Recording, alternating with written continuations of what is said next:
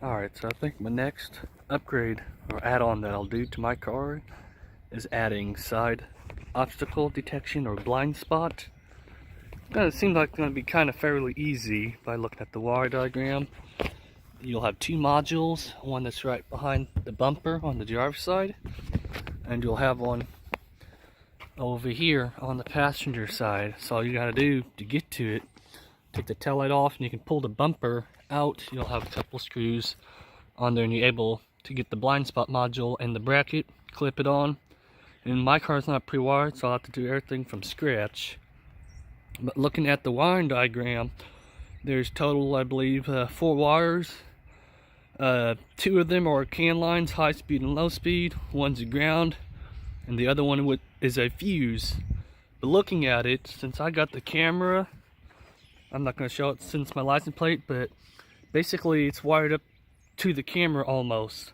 Because the camera is on fuse, I believe 23, and same thing with the blind spot, fuse 23. Then you have the ground, which is the same ground as the camera. So all I just have to do is run those 2 wires to the trunk lid wiring harness. And the other 2, which is a CAN line, I can run it along the body up towards the front or wherever there's a high speed CAN and a low speed CAN and just tap into that. Therefore, it will see the modules on the CAN line. So here's the wiring diagram for the obstacle detection or blind spot monitor. This is a left side, which is a driver's, and here's the right side, which is a passenger.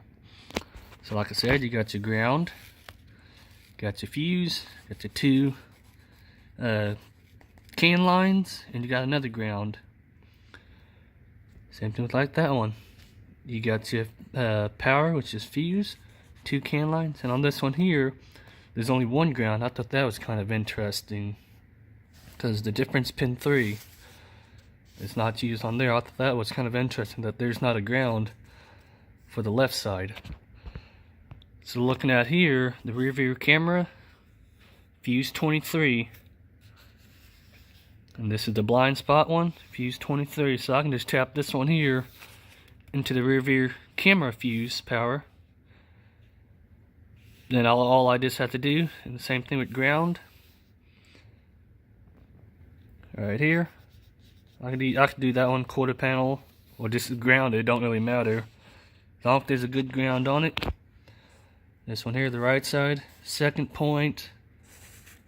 It's the same thing like that one there, but I'm probably just tie both these ground here together and add it to the rear view camera on it. So therefore all I just have to do is run a low speed and a high speed CAN wires and tap it into the low speed and high CAN wiring somewhere throughout the car. Therefore the car knows it's got blind spot monitor. Alright, so kind of looking around the wiring diagram for the low speed and high speed, I think it might have an idea. I'll have to see if my car is equipped with it.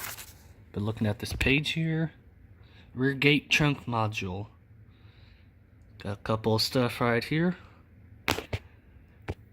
Move that out of the way so I don't lose page. Medium speed and medium speed. 23 and 24, I can just splice right into that one there. Therefore, I got my CAN line already taken care of. So I believe that's what I might do. I'll have to see if my car actually has this, and if it does, make sure these 2 are actually present. So that's just a little thing that I'm doing, just kind of looking into. Yes, I know you probably do have to calibrate the blind spot monitor, but I do have a device that will do that. So I probably got that taken care of. All I just need is the module, and just need to wire it up, get the connector that actually plugs into it, and I can just splice into it, and hopefully I'll be good to go. That was just my thought of another add-on I could do to my car. So thanks for watching.